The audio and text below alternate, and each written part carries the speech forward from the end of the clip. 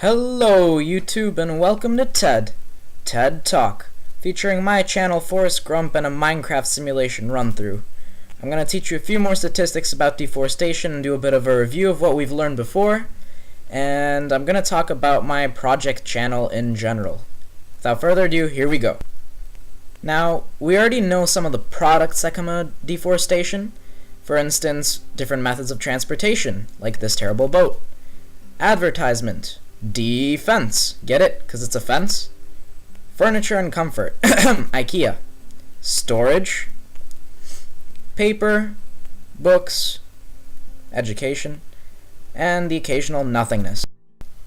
Society uses wood in many more ways too. For instance, the basis of houses. It gives people places to live. It's also in agriculture, where they can strategically manipulate the growth so it moves along the process faster.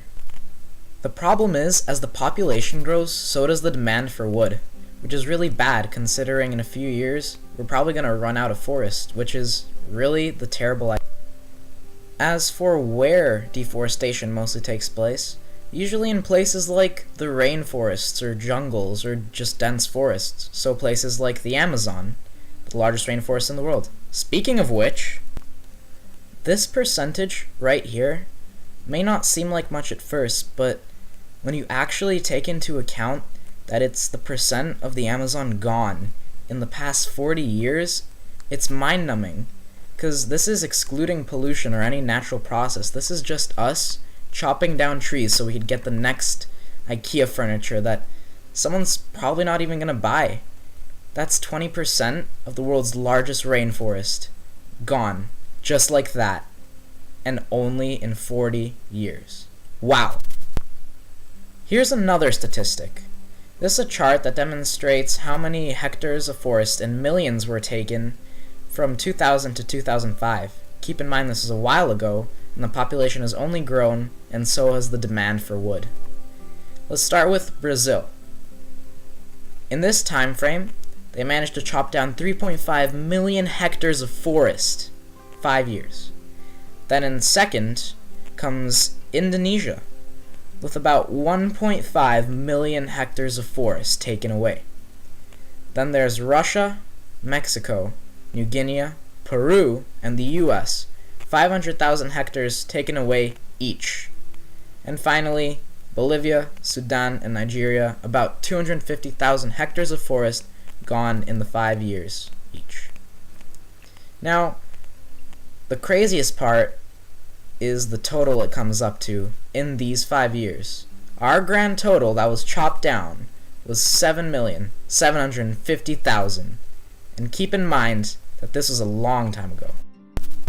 What might be good to know is that approximately 11.3 global billion hectares exist on Earth, except 50% of the forests and more are already polluted because of us, with our fossil fuel emissions in the atmosphere that end up causing acid rain, which mostly affects rainforests, but other forests too, of course.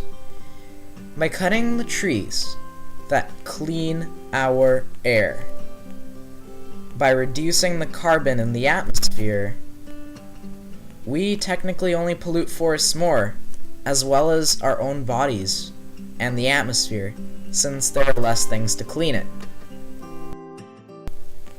Now what really sucks is that we take faster than we could give back.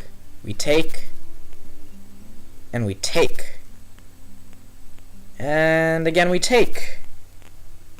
Until all hope realistically lies on one little sapling. The sapling of hope, which sure will eventually grow, but it's nothing compared to what we had before. This is where my channel comes in, Forrest Grump. It's meant to inspire others, to raise awareness of deforestation, to get people to understand the danger of the situation that we're in, to get people to stop, to stand up, and get away from all this danger of deforestation. By using a program called EasyVid on my computer, I can record myself playing Minecraft. I figured if I'm uploading to YouTube, and if gaming's such a big deal there, I might get more viewers' attention. And while also serving as entertainment, I'm also hoping that people will learn, and then people will understand, and maybe people might end up trying to make a change in the world. As for what I've learned through this project, I've learned quite a lot. All the stats I taught you are statistics I learned myself through websites like National Geographic and Greenpeace and Wikipedia, and also that social media, video editing, and audio can be real pain in the butt. Mostly because in EasyVid you can't cut the audio, which is annoying.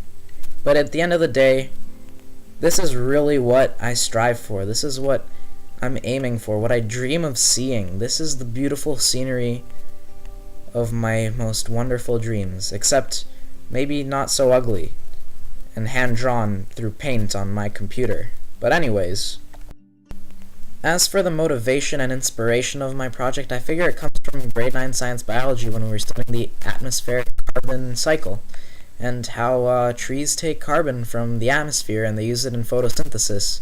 And, well, that's how they kind of keep a balance of the carbon in the air, which is kind of great. But then I stumbled upon the alarming rate in my research of which the forests are being depleted, that we are chopping them down. Not only are the forests dying because we're killing them by hand, but also through the pollution we create. So I suggest you grab your saplings. If you want to plant one for me, I suggest you do spruce, by the way. And it's time we give back to the forests for a change that have helped us so much, because in the end, it's not us, the humans, that are killing the forest, but it is us humans that do kill ourselves. Thanks for watching. Be sure to like and subscribe, and leave a comment if you want. Share with friends too. That'd be a help. Bye!